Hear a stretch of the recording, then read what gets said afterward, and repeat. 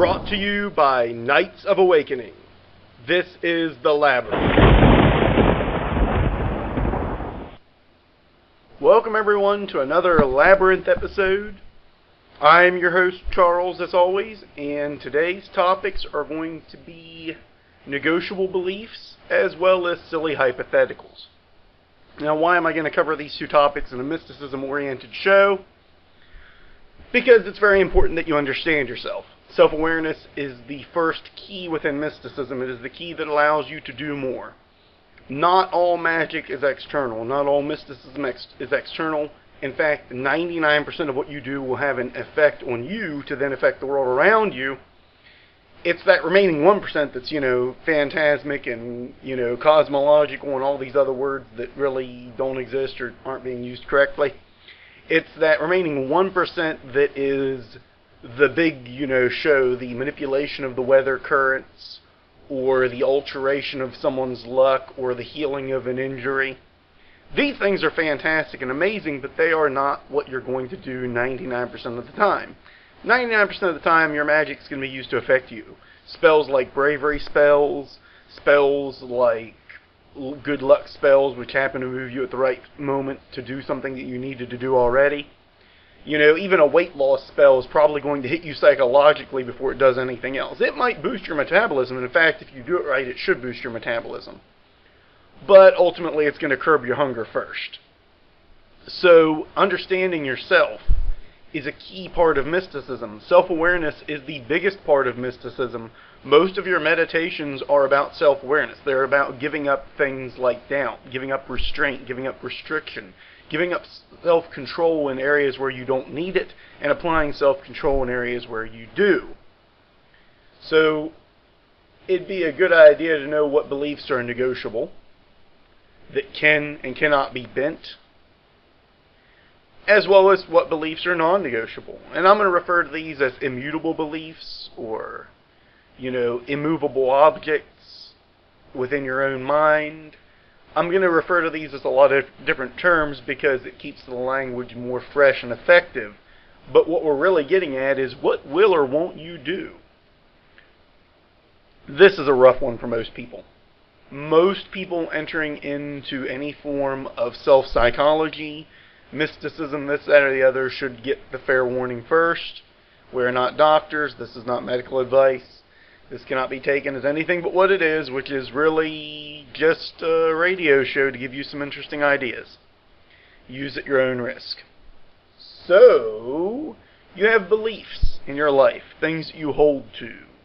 A good example, my favorite, and if you're a pacifist, this may not apply, but that all life is sacred. And you're, what do you mean all life is sacred and it doesn't apply to a pacifist? Well, I'm getting there.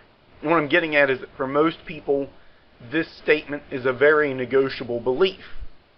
They say, I would never kill, or I would never hurt another person.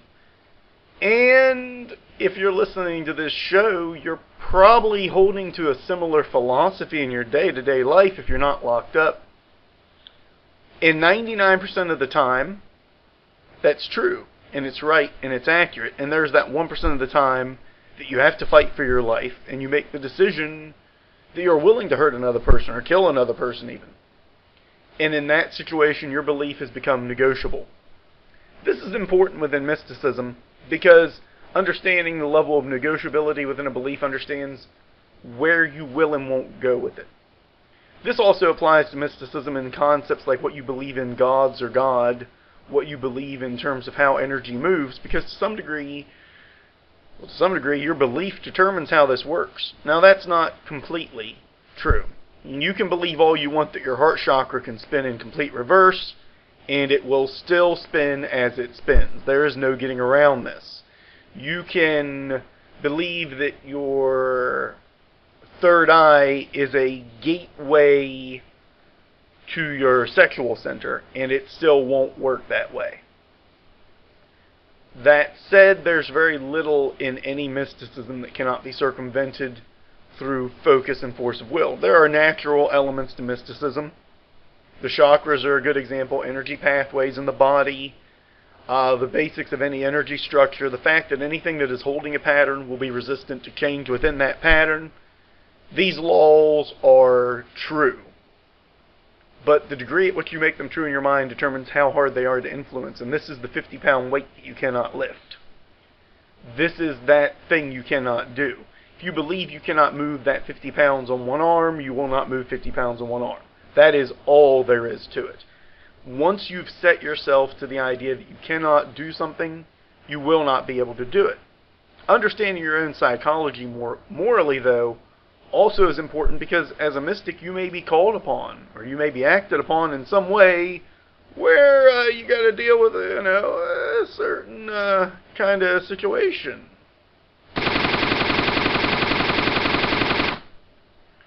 And if you got to deal with a situation, you want to be sufficiently mentally ready to do that. You want to know how far you will and won't go. And you want to recognize how negotiable any belief is. Now the thing is, outside of moral strong points of self-action, most beliefs are negotiable. When I say moral strong points, these are things that I could not talk you into doing, even at threat of your own life, because now it's an ultimatum. And we're going to be getting into the silly hypothetical shortly after this. Because the silly hypothetical creates the ultimatum in which one must now do a thing, because the ultimatum insists upon it. But most non-negotiable beliefs fall under the anything that would put me into this is a silly ultimatum. A good example would be to kill your own child. And when I say that, I want to make this clear. I'm speaking of your offspring as a child, to where they've not reached the point of adulthood. They don't have the ability to really comprehend good and evil, and certainly haven't picked a side, as it were, from your moral perspective. Honestly, it's very much within most people's realm of understanding to kill their own child once they've grown to adulthood, once they've reached the point where you no longer see them as innocent or helpless. And that belief is negotiable at that phase. So it's a very dependent belief. Most people will not kill their own infant for no reason. Those that will are psychologically disturbed, and this is not the show for you. Or maybe it is, because I can tell you where to go. That said, now that you know where to go, and you know where I'm talking about. With a bolt of lightning following you there. Most beliefs in that realm are non-negotiable simply because they require outside intervention to make the requirement to negate the belief. A good example of a belief that is negotiable is violent action. Most people would not hit another person in the nose. They just wouldn't do it, and I wouldn't do it.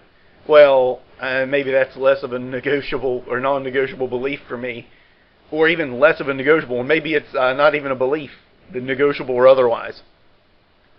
But, it's not as big of a boulder for me to move because I spar. That said, without gloves, without gear, without the proper setting, I just won't hit someone in the nose. I'm not going to hit someone in the nose for being cussed out. I might want to. But I would hit someone in the nose to defend myself. I would hit them in the nose to defend someone else. But that would only be if they were under extreme attack. And I mean that. Honest to God's extreme attack. We're not talking, a simple smack upside the face. We're talking, a hit, a punch and a continuation. Not just one, but where you see that someone's going after someone else, yeah, I'd step in and I'd hit the person to stop them. I'd try to restrain them first, especially if I was coming up from behind, because I don't want to get in the way of being hit either. But if I didn't have any other option, I'd just, raise my fist to the sky. Yell by the power of 4! No, I wouldn't do that. I'd just rear back and hit them. Because I don't need to do all that to hit someone really hard. It's just a matter of, pulling your hand back and accelerating it forward, and then that's it. But that is a negotiable belief. Under normal circumstances, it is a strong belief. But it is negotiable. I recognize where it exists. To give you a non-negotiable belief, I don't believe molestation of another person is ever appropriate. And I mean that. And I mean under my own definitions. And you notice I say a person. Everyone always wants to say, I don't believe, child molestation. I don't believe any molestation. You are not going to give me a good reason why you raped someone. You're not going to give me a good reason why you sexually abused someone. You're not going to give me a good reason why you decided it was okay to harm another person in a sexual manner. I understand that there are different sexual beliefs in this world, that in some cultures or in some places someone, it's fine to give them a pat on the ass or something like that. And that in a different culture, that may be unacceptable. And to that degree, it's negotiable. But when it comes to the intent to cause your own self-pleasure at the displeasure and the knowing displeasure of another person, then I'm against it, especially as it concerns sexuality. And I'm not moving on that. Try me. Now, the statement try me comes up to the silly hypothetical. Yes. Oh, wait, we've got the silly hypothetical calling in. Yes. Oh, yes, yeah, all right. The silly hypothetical is on the line. We can't get them patched in, though, today. And they have a question. They called it into our switchboard, and what they wanted to know was, well, what if, molestation of a person would save 50,000 other people? The hell? At what point does this even become realistic? At the point at which you are under the control or manipulation of an overlord of unfathomable power. God, and I don't mean God as in the Christian God or the Norse gods. I mean some power beyond all recognition. We're not talking something that speaks through a burning bush. We're talking about something that levels planets. Some force beyond anything we've ever encountered in any story has determined to set you up in this situation. Or hell, even a minor god, even your personal god has decided this. At that point, God is a bastard and needs to be stopped. And that's my view on it. And what I mean by this is these silly hypotheticals are situations which could not happen, would not happen. This isn't, could you be jumped on the street? There's a percentage chance of that. This is a situation in which breaking your moral code under normal circumstances, under any circumstances, does not result in and of itself in a viable benefit to yourself or society in a reasonable manner. For those sexual perverts out there that are trying to use that as an excuse, in a reasonable manner. This is a situation where you have an outside force that has determined to test you morally. You have stumbled upon Q from Star Trek: The Next Generation. You have stumbled upon the truth from Full Metal Alchemist. You have stumbled upon a power that cannot be reckoned with and now wants to test you. I want you to think about that. At that moment, you are no longer making a decision, you're weighing options. And in my view, the silly hypothetical fails because you will never, ever run into it. And if you did, there are more options than the ones being laid out on the table, including the option to die fighting. To choose to not see an event come to an end, and that you would rather die knowing that you went up against the creator of this event, that you took a stand, that it was more important to take this stand than it was to continue living. And that's a harsh statement, but it's a real one. And the silly hypothetical does not take these into question because you only have one of two choices. And in those one of two choices, you must act. Now, the silly hypothetical has its own value. It really does. A silly hypothetical gives you an idea of what you believe morally.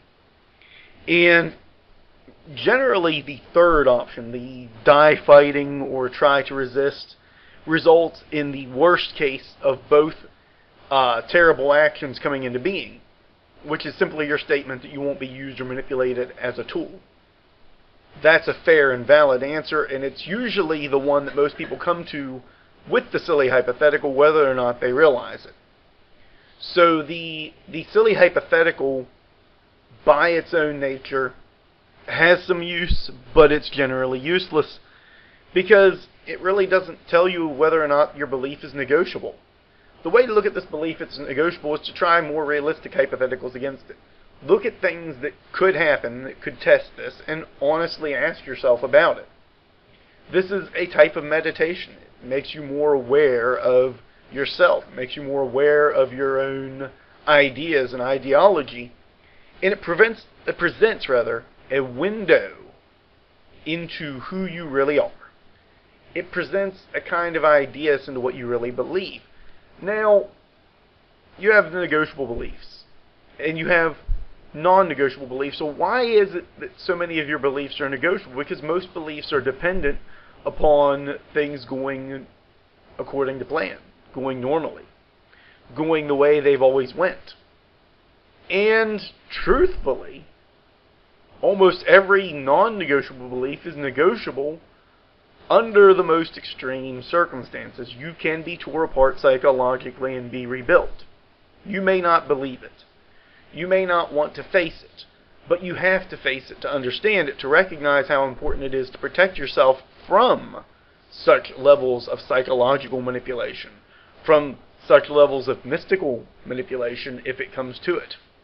In understanding that your own psyche, your own thought processes can be rerouted, twisted, and rebuilt, you create a level of awareness as to when that's happening. You create a level of alertness, and you build a kind of emotional, mental barrier against it. You buy yourself time. You make it so that it takes longer to break you psychologically, because you know that it can be done. So therefore, you're that much more resistant to it, rather than simply believing that it can't be. And when the first break happens, you lose it and break the rest of the way. This is part of life, part of living. Understanding that choices can be made and choices can be unmade based on the factors of the world around you. A good example of this is weight loss. You know, most people who are losing weight are doing so with a diet. And they will start with their diet and they'll say, you know, I am not going to do this, this, and this. I am going to do this, that, and the other.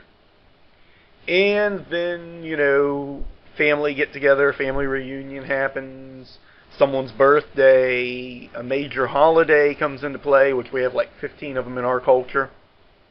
Something happens to test the resolve of this, and the belief becomes more negotiable.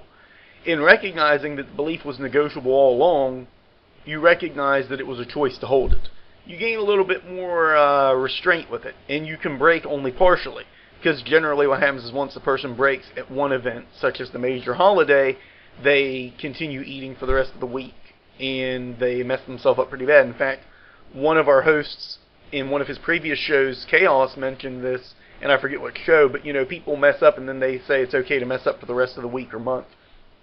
The truth is, recognizing that your beliefs are mostly negotiable, and any time you set down a negotiable belief that it's only your own willpower that's reinforcing it, gives you a level of control over that willpower. It gives you a level of flexibility within it to break a little instead of a lot. To allow any breaks that do happen to be only minor incursions instead of major defeats. So this recognition of who you are and understanding where you're true, non-negotiable, you know, this is just not going to happen, okay? No one is going to put me in a situation to choose one life over the other. And when I say that, I mean I'm the one that in some result, either through my acquiescence to the situation, causes a death, or that my decision causes the death of another person. Now, that is the limit to that. To some degree, that is negotiable outside of those bounds. Well, that sounds pretty harsh, doesn't it? You know, I'm up here, a recognized Jedi within the Jedi community, a recognized knight from a gathering and from the Force Academy. That's a pretty harsh statement to tell you that that's negotiable, isn't it? And I tell you that it is because I can use my own life as a prime example of this. I study the arts of healing energetically. And at any point that any of my friends are injured, you know that I'm the first one not only to begin healing, but to gather a group of people to help heal that person.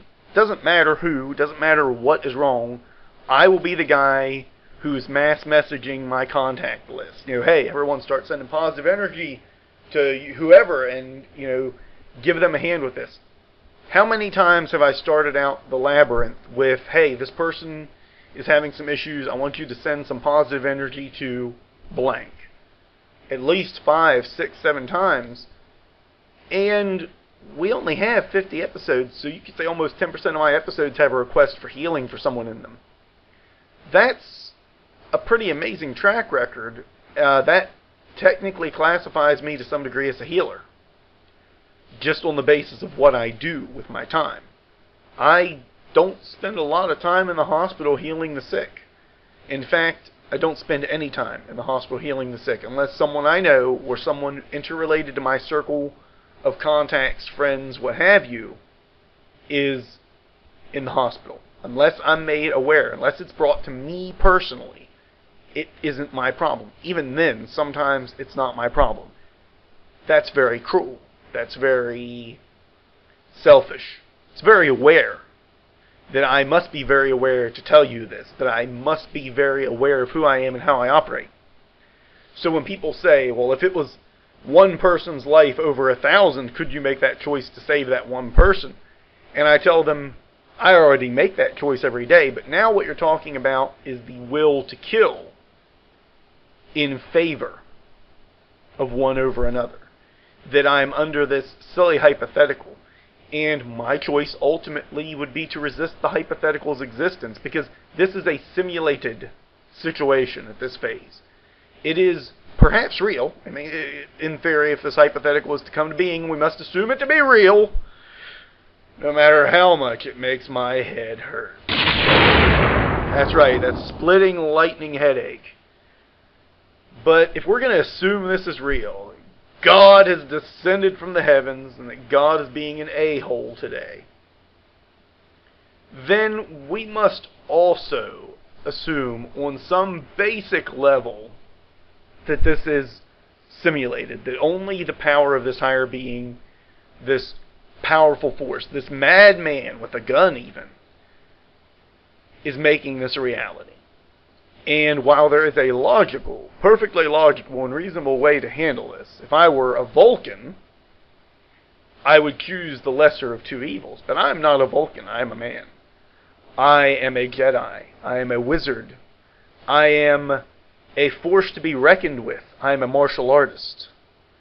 And I am likely heading, if not in a straight line, then in some fashion towards the source of this problem. And either I will, through my vast intellect and capabilities within mysticism and physicality, eliminate this person who has set up this scenario, or I will fail. And yes, now the culmination of suffering will be maximized. Not only will those that were at risk be killed, but so will I. I will know that I fought for something more important, and that the value of their lives, at least in my analysis, was not wasted. And this is the one and the many. Now, there is, of course, the classic make a decision. So many organs, and this one some parents run into. They have children where one child could be a donor but is ill, and another child who is healthy has an organ that is failing but is otherwise perfectly healthy, and they have to make the choice whether or not to effectively shorten the life of the ill child at the expense of their life to then save the life of the otherwise healthy child. It's rare. Some people have to face that kind of decision, and I don't pity anyone. I don't really feel sorry for people as a rule. But I am moved by those people that have to face such a situation. This is not the hypothetical, this is the reality. And it's no evil, terrible person who's put them in this. It is simply time and space, and a run of bad luck. In a situation like that, a person has to do soul searching. They have to determine what they feel is right. And they have to determine this after taking a poll from those that can express themselves. And if this is an infant, and this has happened, I've seen the news articles, if it's an infant, or two infants rather, then it's a lot harder. And for those parents out there, you have my condolences if you've ever had to make that choice. And for the other parents out there who've never had to make the choice, but they're now running the hypothetical through their head, stop that shit. You're just going to make yourself crazy. There's no reason to ask yourself this. There's no reason to play that game. If the reality of it hits, you should understand your own morality. You should understand what it is you believe and what it is you see as the value of life, and you can meditate on that. And that will bring you closer to this answer. And for those out there that are experiencing something like that, you'll have to do the same meditation. You'll have to determine what it is you believe is important within your own moral structure. Do you believe that choice is the most important thing? That destiny is the most important thing? Or that it is right to save one life over another when one life is already doomed? You have to determine if you value life as a function of time, that more time is more valuable, or that it is sacred outside of the function of time available to it. And I cannot provide that answer to you. I wouldn't even dare try. But these are the kinds of things that you meditate on when you're determining negotiable versus non-negotiable beliefs. These are the kind of soul searchings that you do. And in doing them, it makes it difficult to come face to face with them. But in facing that difficulty, you're more aware of who you are. And in your own self-awareness, you provide an understanding of yourself mystically. You know that if you're under mystical attack, how far you will or won't go. You know how far it has to go before it becomes a blood feud, a battle to the death. You also know then what you're capable of. Could you honestly take another life with your spiritual energy work?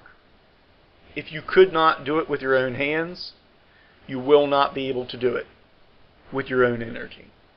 And you must recognize that. So the silly hypothetical has its value. The practical hypothetical has a lot more value. And you'll come to conclusions as to who you are. And in that, you'll become a more resolved and stronger individual. And it'll help balance your energies out, because the time that your energies are most imbalanced is when you are untrue to yourself. And of course, the purpose of these shows, of the Nights of Awakening, is to help you become more true to yourself. Because in becoming more true to yourself, you awaken the night within.